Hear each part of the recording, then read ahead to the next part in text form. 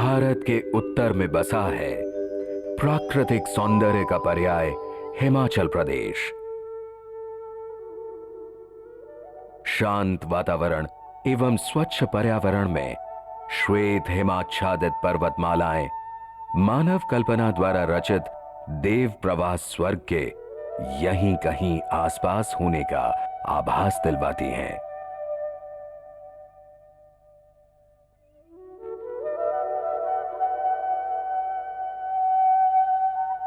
यहां प्रकृति श्वेत व हरित वर्णों में स्वयं जीवंत रूप में दृष्टिगोचर होती है।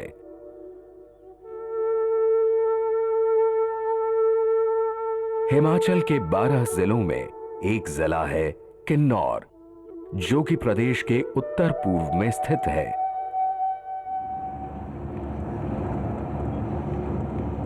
प्रदेश की राजधानी शिमला से 200 किलोमीटर से अधिक का सफर करते हुए सतलुज नदी के किनारे चलते हुए किन्नौर जिले की सीमा में प्रवेश होता है।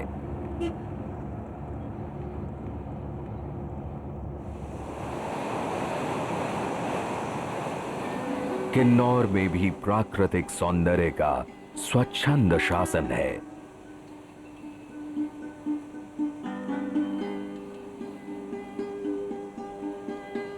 यहां एक ओर कल कल करके कुलाचे भरती हुई सतलुज नदी की लहरें यहां के जीवन की गतिशीलता की प्रतीक है,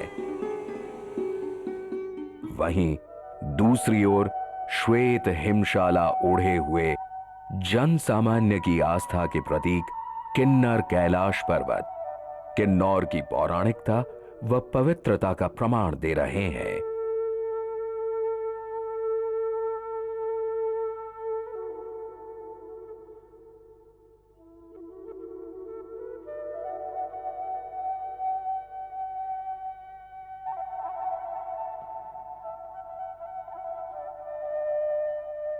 अस्सी हजार के लगभग जनसंख्या वाला यह जिला ऊपरी व निचले किन्नौर में बटा है। निचले किन्नौर में हिंदू धर्म को मानने वाले अधिक संख्या में हैं।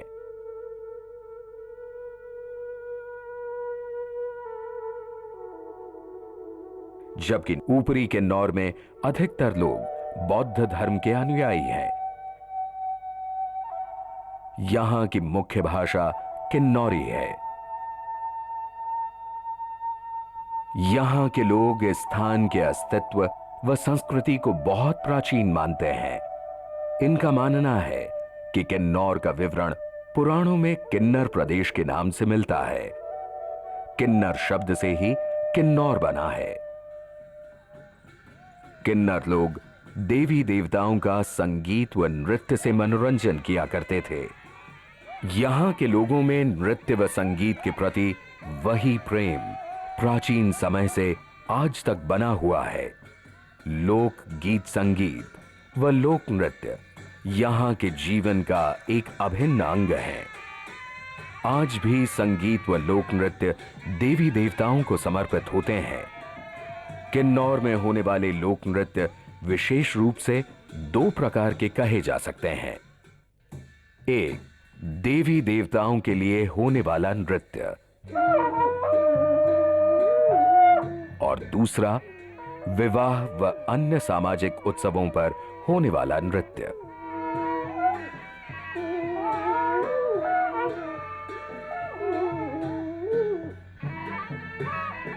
यहां के लोक नृत्यों को यहां की भाषा में कायंग कहा जाता है। शादी विवाह या किसी मेले इत्यादि के समय कायंग में स्त्री पुरुष दोनों ही नृत्य करते हैं।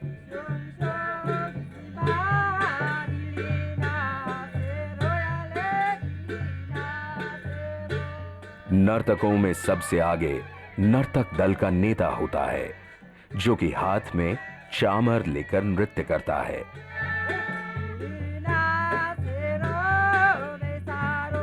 धीमी गति के लय के गीतों से प्रारंभ होकर नृत्य व गीत दोनों धीरे धीरे तेज लय की ओर बढ़ते हैं। गायक अलग खड़े होकर गीत गाते हैं। नर्तक भी गायन में अनुसरण करते हैं।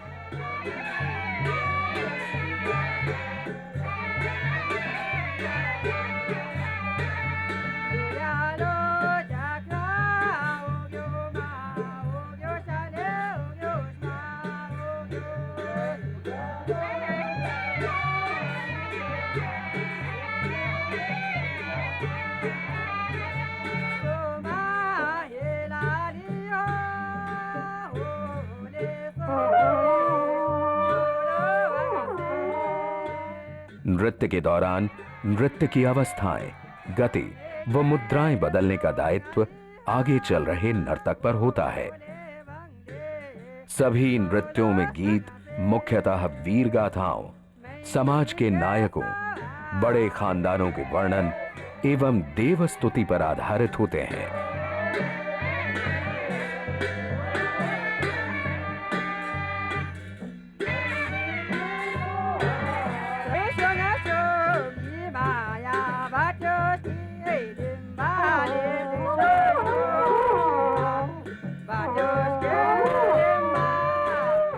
नृत्य वृत्ताकार या माला के रूप में होता है।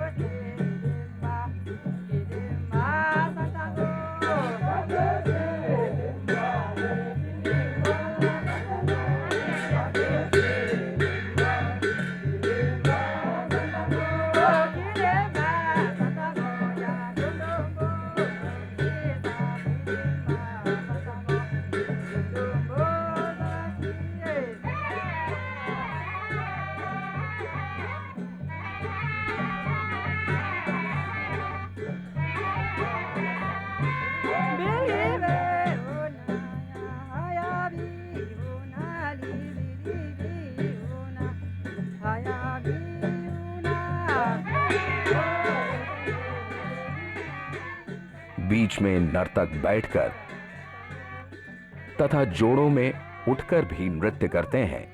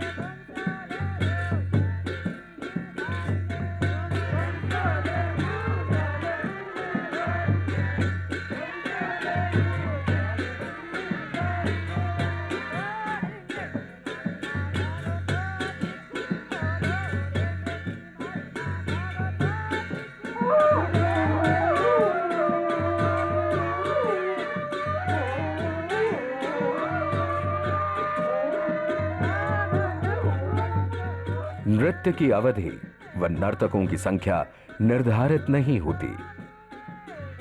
नृत्य के दौरान स्त्री व पुरुष विशेष प्रकार के आभूषण व वस्त्र धारण करते हैं। जो हमने सिर पर डाले हुए हैं इसको कहते हैं हम पृष्ठभंग। फिर इसके ऊपर हम फूल लगाते हैं, इसको बोलते हैं चमखा। और चमखा के साथ साथ में डालते हैं बकरीकान। जो ये लाल जैसे फूल लगे हुए हैं इसको कहते हैं बकरीकान। जो माथे पर लगाया हुआ है इसको बोलते हैं हम फैच, यानी कि चांदी का ये फैच। जो पीछे लगाने का चीज़ है ये इसके साथ है, इसको बोलते हैं हम स्टब, जो हम पीछे से भी लगाया जाता है इसके लिए। जो कान में लगाने का चीज़ है ये इसको बोलते हैं हम सोने के कांटे। अब यहाँ से नीचे, मुंह से नीचे, हम इसको बोलते हैं मुलू। जो गले में डाली हुई है इसको बोलते हैं हम तरमोले, सोने का तरमोले। ये चांदी का पिन जो यहाँ पर है ये पट्टू में लगाने के लिए हम इसको बोलते हैं डिगरा। फिर जो गले में लगाया जाता है इसको बोलते हैं हम चंद्रहार। ये है गुरशंगलंग, इसको बोलते हैं हम मुलू जुटी। मुलू जुटी है जो कि हम इसमें सिर में के बाल में परंदा करके उसके बाद ये मुलू जुटी लगाते हैं। इसको हम दागलो कहते हैं जी, पहन के रखते हैं, ये दागलो है।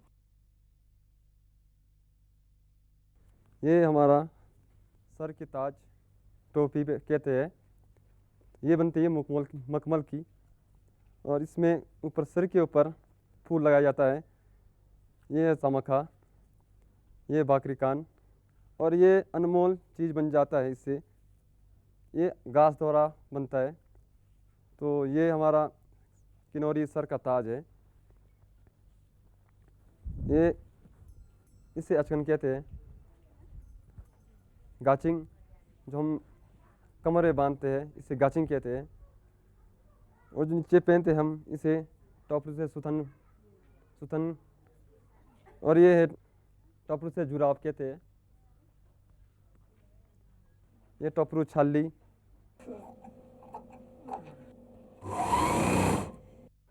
भौगोलिक परिस्थितियों व जलवायु के कारण नर्तकों द्वारा पहने जाने वाले वस्त्र ऊन के ही बने होते हैं।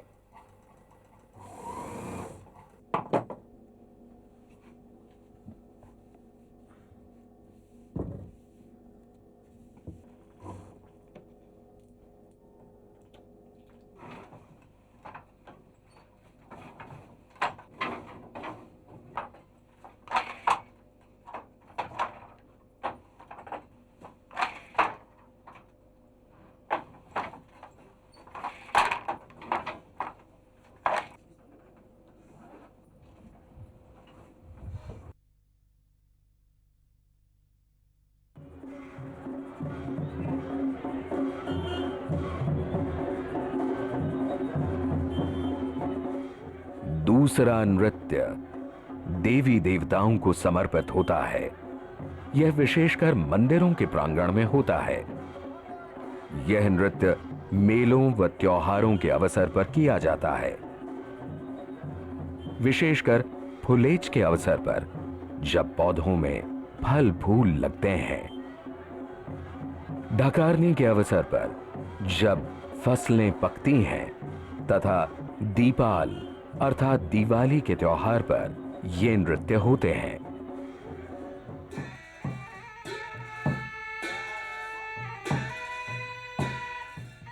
नृत्य शुरू करने से पहले मंदिर में देव अर्चना की जाती है।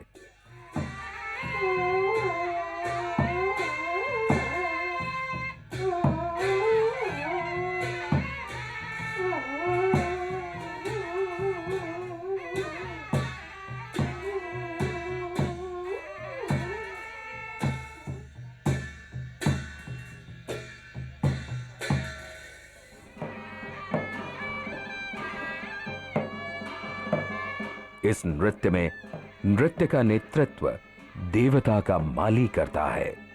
कुछ अवसरों पर इस नृत्य में आगे देवता चलते हैं। एक अन्य नर्तक देवजल लेकर छिड़कता हुआ तथा पिलाता हुआ माली के समांतर नृत्य करता हुआ चलता है।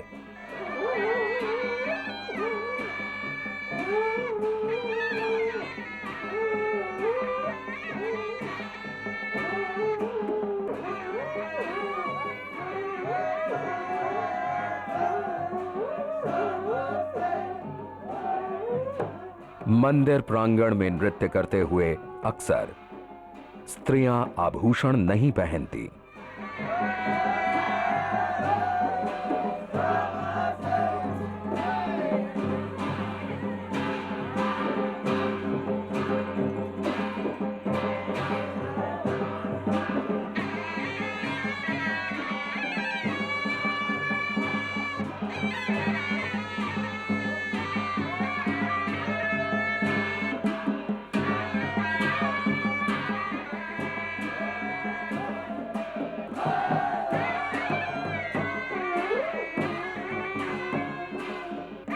इस नृत्य में नर्तकों की संख्या 10 या 12 से प्रारंभ होकर 100 या इससे अधिक भी हो जाती है।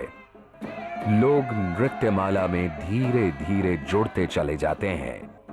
नृत्य कई घंटों तक चलता रहता है। नृत्य प्रक्रिया शाम को या अगले दिन पूजन तक चलती रहती है। दोनों प्रकार के नृत्यों में आगे का नर्तक चामर लेकर चलता है, जिसे स्थानीय भाषा में गोजिगा कहते हैं। यह याक के बालों से बना होता है तथा इसकी मूठ चांदी या पीतल की बनी होती है। यहां के लोक नृत्यों में वाद्य यंत्रों का महत्वपूर्ण स्थान है। नृत्यों में अधिकतर वादक दल एक स्थान पर ही खड़े होकर वाद्य यंत्र बजाते हैं तथा यदा कदा ही गति करते हैं। वादक किसी विशेष वेशभूषा को धारण नहीं करते। यहां के वाद्य यंत्रों में शहनाई, रणसिंघा, कनाल, ढोल, झांझ व नगाड़ा हैं। वाद्य यंत्रों में शहनाई का प्रयोग बहुतायत में होता है। शहनाई का अगला भाग चांदी का तथा पार्श्व भाग लकड़ी का बना होता है। इसकी लंबाई 18 इंच होती है। इसके ध्वनि यंत्र को डामुन कहा जाता है। दूसरा मुख्य वाद्य यंत्र ढोल है। यह सामान्य ढोलों से लंबाई में छोटा होता है तथा चौड़ाई में अधिक होता है। इसमें पीतल के खोल को बकरे की खाल से मढ़कर बनाया जाता है। कनाल एक अन्य विशेष वाद्य यंत्र है। यह पीतल का बना होता है। इसकी लंबाई 5 फुट की होती है। रणसिंघा यहां का एक अन्य विशिष्ट वाद्य यंत्र है। यह पीतल या तांबे से बना होता है। यहां प्रयुक्त होने वाला एक अन्य वाद्य यंत्र झांझ है। इसे स्थानीय भाषा में बुगजाल कहा जाता है। यह पीतल का बना होता है तथा विभिन्न आकारों में पाया जाता है।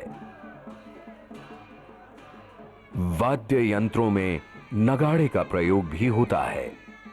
यह तांबे या पीतल से तथा बकरे या भेड़ की खाल से मढ़कर बनाया जाता है। यहां यह विभिन्न आकारों में पाया जाता है।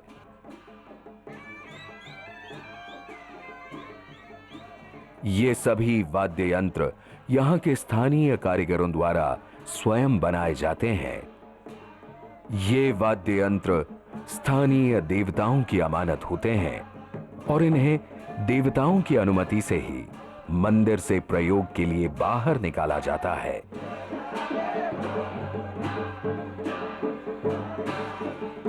किन्नौर के लोक जीवन, संस्कृति, गीत संगीत व नृत्य में आपसी तारतम्य बहुत गहन है। यह गहनता यहां की लोक संस्कृति के संरक्षण में महत्वपूर्ण भूमिका निभा रही है। आज बदलते परिवेश व समय ने किन्नौर के जनजीवन को भी प्रभावित किया है, लेकिन यहां की लोक संस्कृति व उसके घटक अभी इस परिवर्तन से अछूते हैं। यही कारण है कि किन्नौर के लोक नृत्य व अन्य सांस्कृतिक विधाएं अभी तक यहां की नई पीढ़ी के जीवन में अपना अस्तित्व बनाए हुए हैं।